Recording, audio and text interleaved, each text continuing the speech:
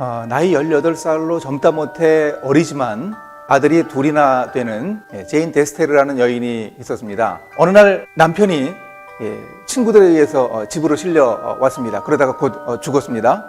왜 그랬는가 하면 이 여인의 남편이 결투를 했습니다.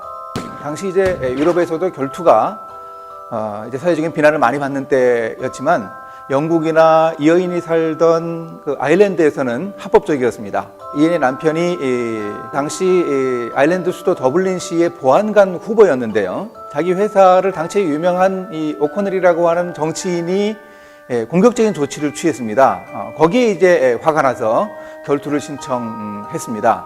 근데 그 정치인은 사격 솜씨가 영 형편없는데 이 보안관 후보인 이 사람이 당연히 이길 줄 알았는데 그만 그 상대의 총에 맞아서 결국 죽고 말았습니다.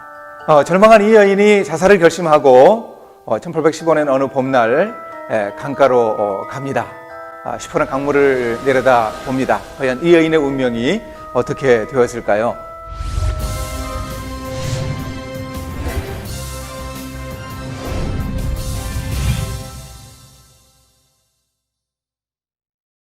자살을 결심한 여인이 시선을 이렇게 들어서 강둑 위를 이렇게 바라봤습니다. 그런데 강둑 위에 한 젊은 농부가 쟁기질을 하고 있었습니다. 나중에 이야기하기를 자기 나이 때쯤 돼 보이는 젊은이였다. 그런 거로 봐서 20살도 안 됐을 것 같습니다. 이 젊은 농부가 밭을 가는데 그 밭을 가는 솜씨가 너무 훌륭한 겁니다. 마치 화가가 캔버스에다가 그림을 그려놓은 것 같이 정말 멋지게 그 밭을 갈고 있는 겁니다. 이 제인 데스테르가 그때 죽으려고 결심했을 때 밭을 갈고 있는데 이 젊은 농부가 휘파람으로 찬송가를 부르고 있더라고 합니다. 자살을 하러 간 이 여인은 자기의 운명도 생각하지 않고 그 모습을 바라보면서 넋을 잃고 있었습니다. 그리고 서서히 이 농부에 대한 일솜씨에 대한 감탄과 경의가 자신에 대한 자책으로 바뀌었습니다. 지금 아버지 잃고 엄마밖에 의지할 데 없는 아이들이 둘이나 있는데 내가 지금 여기서 뭐 하고 있는가, 이렇게 자신을 자책하면서 자신을 돌아봅니다. 결국 이 여인은 다시 더블린으로 돌아가서 새로운 삶을 시작하게 되었습니다. 이 여인이 기운을 차리고 새로운 삶을 시작한 몇 주 후에 기독교 신앙을 받아들입니다. 그리고 존 기니스라고 하는 남자와 결혼합니다. 이 존 기니스는 누군가 하면 아더 기니스라는 사람, 당시 아일랜드의 그 젊은이들이 술독에 빠져있는 그 안타까운 모습을 보고 건축가였던 아더 기니스가 이 기니스 맥주를 만들어서 아일랜드의 청년들을 그 술독에서 구해내거든요. 바로 그 아더 기니스의 아들이 바로 존 기니스였습니다. 그런데 이 존 기니스는 소명이라는 유명한 책을 쓴 오스 기니스의 고조 할아버지였습니다. 그러니까 제인 데스테르, 나중에 제인 기니스가 된 이 여인은 오스 기니스의 고조 할머니가 된 것이었습니다. 결국 그 비극적인 결투로 인해서 이 오스 기니스의 가족이 탄생하게 된 것이었습니다. 그리고 중요한 것은 그때 제인 데스테르가 강가에 가서 자살하려고 했을 그때 그 밭을 갈던 그 농부, 그 젊은 농부가 없었다면 오스 기니스는 태어나지 못했을 것입니다. 그런데 사실 그 젊은 농부에 대해서는 더 이상 알려진 게 없습니다. 제인 데스테르는 더 이상 그 젊은 농부를 만나지 못했고요. 그런데 한번 생각을 해봅니다. 만약에 이 사실을 나중에 그 젊은 농부가 하늘에서 바라보았다면, 자기가 그렇게 열심히 일상 속에서 밭을 가는 자기의 일을 했던 그 모습을 보고서 죽음을 결심했던 한 여인이 자기의 생각을 돌이키고 다시 삶을 회복할 수 있었다는 그 사실을 알았다면 정말 기뻐하지 않았겠습니까? 이런 모습에 대해서 오스 기니스는 자신의 책에서 이렇게 기록하고 있습니다. 소명이 삶을 변혁시켜 일상적이고 비천한 일에도 평범함의 광채를 부여한다. 멋진 말 아닙니까? 우리의 일상이 이렇게 중요하다는 이야기를 그렇게 표현하고 있습니다.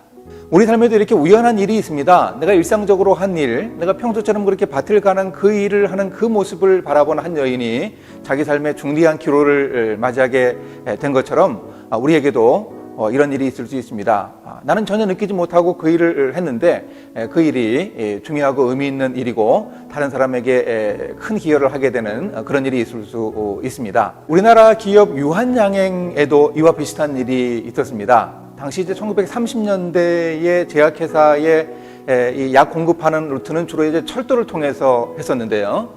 1934년에 이제 경기고등학교를 졸업하고 유한양행에 취업한 홍병규라고 하는 이 젊은이가 있었습니다. 어디 마땅히 갈 곳도 없어서 이제 그 회사 안에서 늘 숙직을 하면서 그렇게 회사 생활을 했습니다. 그런데 급하게 해주 도립병원에서 밤에 연락이 오는 겁니다. 맹장염 수술하는 환자가 있는데 프랑스의 혈청 치료제 엔트개그린을 빨리 보내주면 좋겠다 하는 연락이었습니다. 그런데 이 해주 도립병원이 있는 토성역에는 열차가 서지 않거든요. 그래 이 직원이 고민합니다. 어떻게 하면 좋을까? 그래도 그 냉동 창고를 열고 그 약을 꺼냅니다. 그리고는 그 약을 두텁게 포장을 해서 당시 경의선 열차가 가던 서부역으로 갔습니다. 거기서 그 기관사에게 특별하게 부탁을 합니다. 해주역 지난 후에 토성역 간이역을 지날 때 해주 도립병원의 직원이 거기 나와 있습니다. 이 약을 그 직원에게 좀 던져 주십시오. 이렇게 부탁을 했습니다. 그 기관사는 그 일이 어려운 일이었지만 한 사람 목숨이 달려 있다는 이야기를 듣고 그렇게 전달을 해서 토성역에 나와 있던 해주 도립병원의 직원이 그 혈청약을 전달해서 무사히 그 사람의 목숨을 구했습니다. 다음날 아침에 유한양행 사장인 유일한 사장이 회사에 출근을 해서 이 이야기를 듣습니다. 직원을 불렀습니다.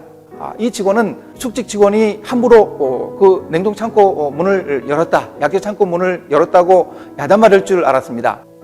아니 자네는 도대체 어떻게 그런 일을 생각하게 됐나 이야기를 합니다. 제가 가만히 보니까 기차역에 둥근 이렇게 깃대가 이렇게 있고 그리고 기관사가 뭔가 전달할 것을 이렇게 철사로 된 그리고 거기에 조그마한 가죽 주머니가 달려있는 연락하는 사항을 기차가 차면서 그 깃대에 던지는 것을 봤습니다. 그것처럼 약을 포장해서 그 약을 간이역에 기차가 서지 않지만 던져주면 충분히 전달할 수 있을 거라고 생각을 했습니다. 정말 잘했다고 유일한 사장이 칭찬을 합니다. 직원이 아이디어를 내면 회사는 시스템을 만들어야죠. 이제 약재를 전달할 때 간이역 근처에 있는 병원에는 이렇게 잘 포장된 약을 기관사가 전달해 주는 것으로 약재 전달하는 시스템을 만들었습니다. 이 홍병규 직원은 나중에 사장을 거쳐서 유한양행의 회장이 되기도 했습니다.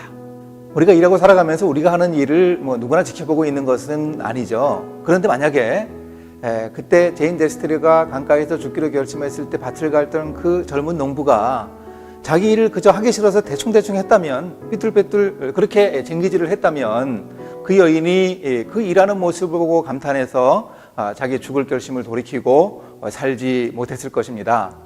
홍병규 직원이 20살도 안 된 그 젊은 직원이 그저 이 기차역에서 이렇게 솟아있는 깃대에 기관사가 둥근 고리를 던지는 것 이거 보고 그냥 지나쳤다면 그것하고 자기가 할 일에 대해서 연계를 찾지 못했다면 그 맹장염 수술로 죽어가는 그 한 사람 살리는 그 일에 성공하지 못했을 것입니다.